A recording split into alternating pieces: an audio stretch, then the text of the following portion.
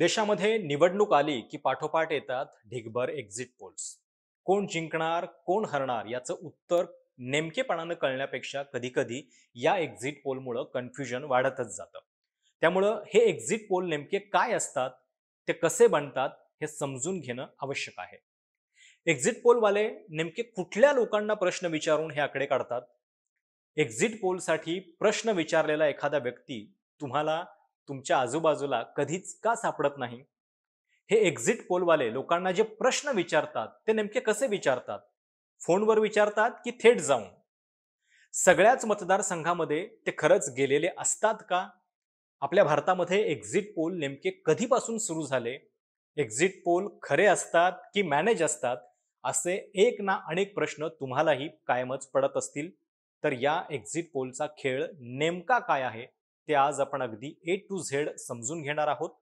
हा व्हिडिओ पाहिल्यानंतर पुढे कुठल्याही निवडणुकीसाठी एक्झिट पोलचे आकडे आले, की त्या आकड्यांच्या पाठीमागची खरी कहाणी तुम्हाला त्यामुळं समजायला मदत होईल. त्यामुळं हा व्हिडिओ जो आहे तो पूर्णपणे पहा. हा विषय एकदाचा नीट क्लिअर करून टाकूयात. सुरुवात करायच्या आधी अजून एक रिक्वेस्ट, हे यूट्यूब चॅनल सबस्क्राईब करायला विसरू नका. सबस्क्राईब करणं हे पूर्णपणे मोफत आहे. त्यासाठी कुठले पैसे भरावे लागत नाहीत. केवळ तुम्हाला एक बटन दाबायचं आहे. सबस्क्राईब केल्यानंतर शेजारची बेल आयकॉन पण दाबायला विसरू नका, जेणेकरून तुम्हाला नवीन व्हिडिओ आला या चॅनलवरती की तो कळत राहील. आता येऊयात आपण आपल्या आजच्या विषयाकडे. सगळ्यात पहिलं म्हणजे पोल दोन प्रकारचे असतात. एक्झिट पोल आणि ओपिनियन पोल.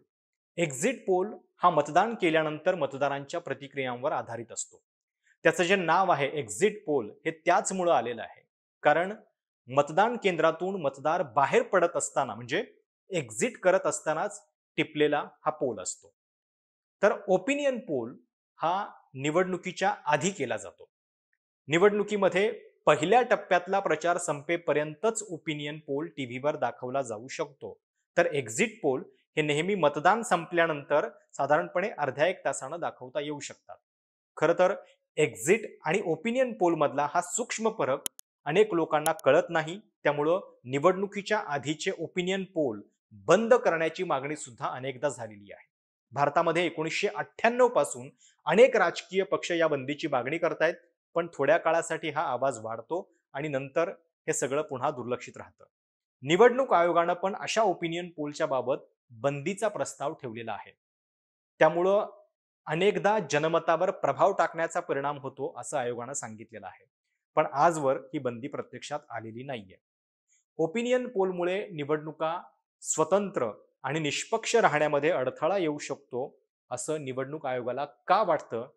तर त्यांचं म्हणणं आहे, पेड न्यूजच्या जमान्यामध्ये हे पोल अनेकदा स्पॉन्सर्ड एका ठराविक उद्देशाने केलेले आणि एकाच पक्षाला झुकते माप देणारे असू शकतात आणि मतदानानंतर दाखवलेला एक्झिट पोल वेगळा, पण त्याच्या आधीच ओपिनियन पोलच्या नावानं दाखवले जाणारे जे आकडे असतात ते मतदारांना प्रभावित करणारे ठरू शकतात. हे पण आपण लक्षात घ्यायला हवं. एक्झिट पोलची कल्पना आपल्या देशामध्ये अगदीच नवीन नाहीये. 1957ला म्हणजे दुसऱ्याच लोकसभा निवडणुकीमध्ये Indian institute of public opinion या संस्थेनं एक पोल केलेला होता. पण तेव्हा अशा पोलचा फार बोलबाला नव्हता. याचा बोलबाला सुरू झाला तो 90च्या दशकामध्ये, जेव्हा प्रणय रॉय, योगेंद्र यादव यांनी centre for study of developing सोसायटीजच्या माध्यमातून म्हणजे CSDSच्या माध्यमातून सर्व्हे सुरू केले.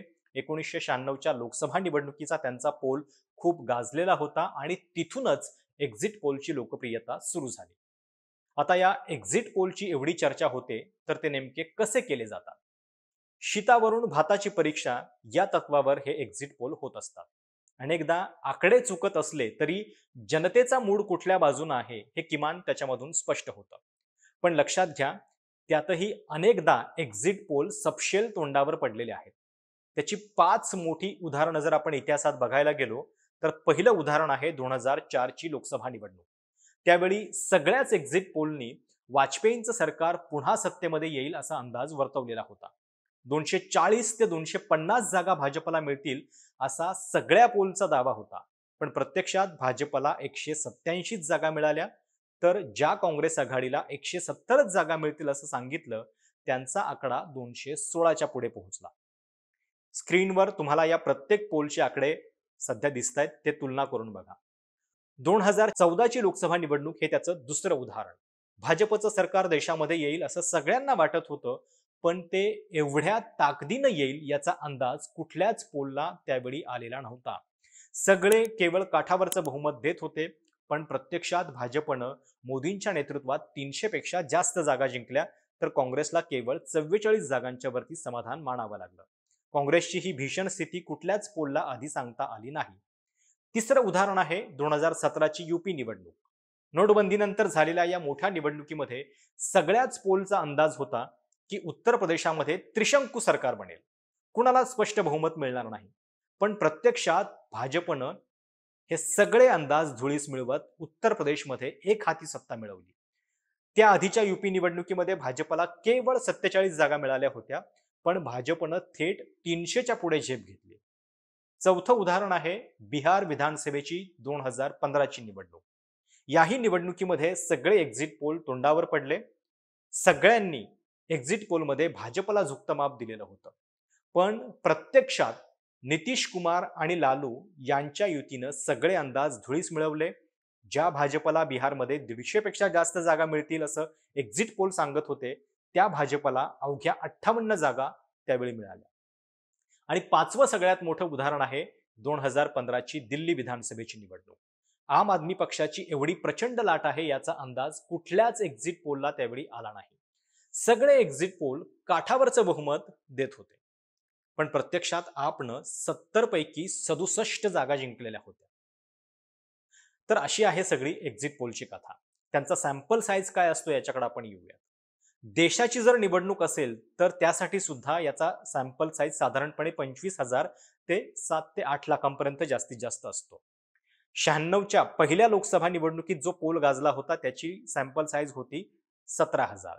शिवाय हे एक्झिट पोल सगळ्याच मतदारसंघामध्ये सुद्धा पोहोचू शकत नाहीत.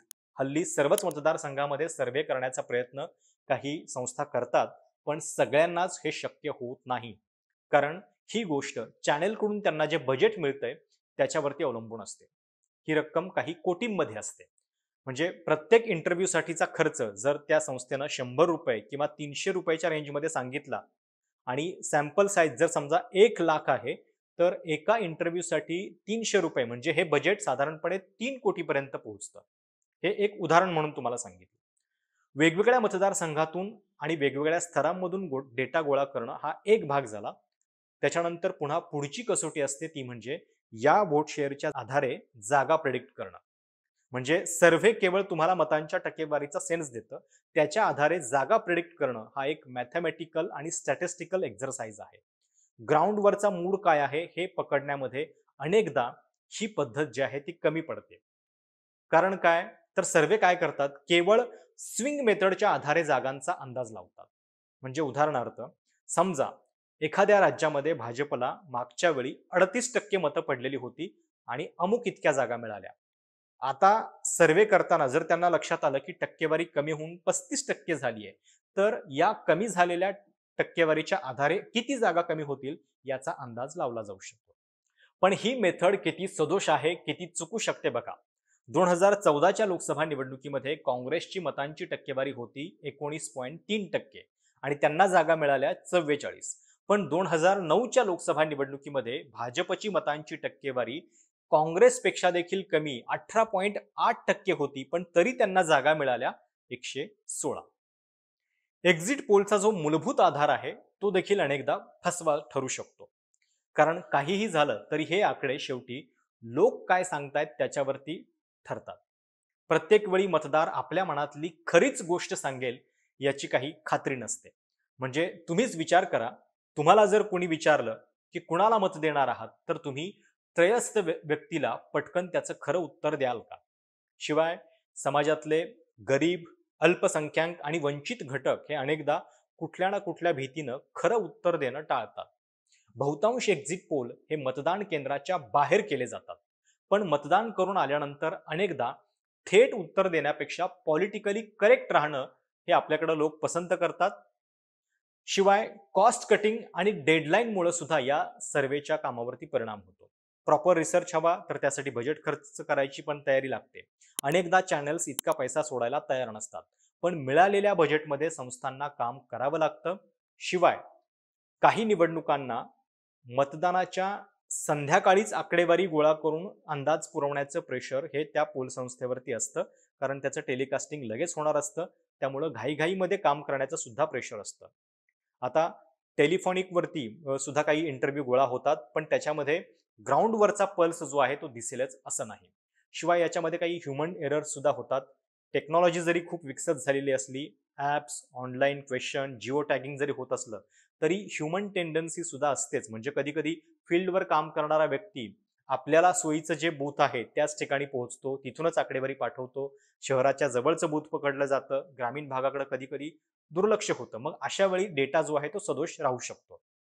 शिवाय हिस्टॉरिकल डेटा जो आहे तो भारतामध्ये फार विश्वास ठेवण्यासारखा मिळत नाही.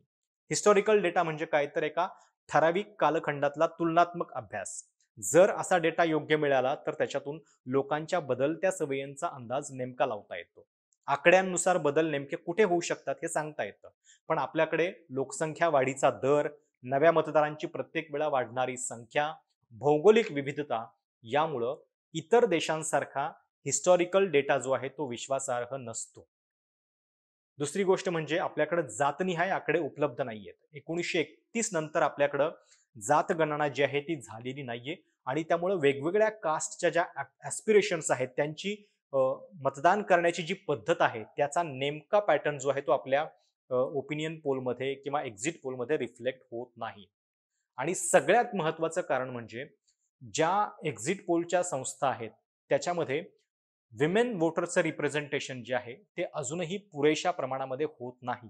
म्हणजे 25 ते 30% महिलांची मतं घेतली जातात. प्रत्यक्षात आपल्याकडे महिला मतदार आता म्हणजे गेल्या काही वर्षामध्ये तर खूप वाढत चाललेला आहे आणि जर महिला वोटर 50% आसपास आहेत, तर त्यांचं रिफ्लेक्शन योग्य पद्धतीनं नाही आलं, तरी सुद्धा हे पोल जे आहेत ते चुकू शकतात.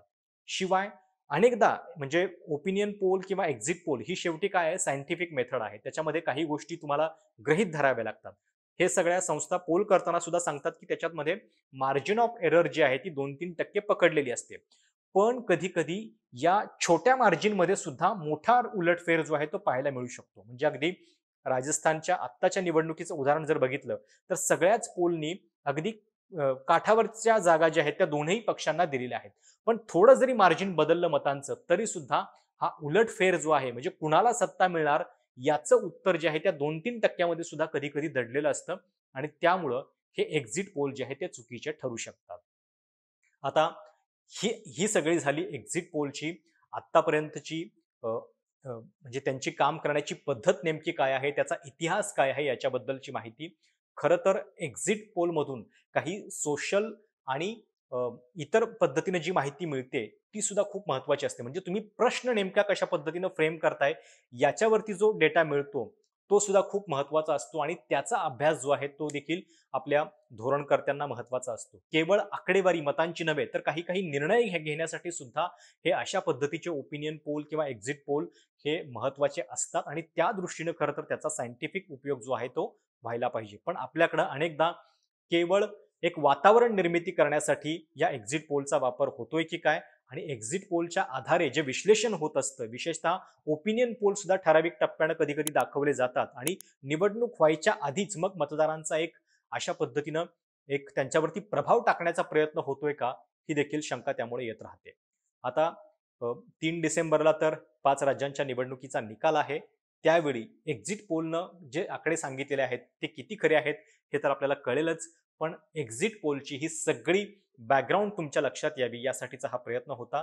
हा व्हिडिओ तुम्हाला कसा वाटला? तुमच्या काही कमेंट्स असतील, तर त्या आवर्जून कळवा. चॅनल लाईक, सबस्क्राईब आणि शेअर करायला देखील विसरू नका. तुमच्या एका क्लिकनं सुद्धा माझी ताकद जी आहे ती खूप मोठी वाढणार आहे. त्यामुळं चॅनल नक्की सबस्क्राईब करा.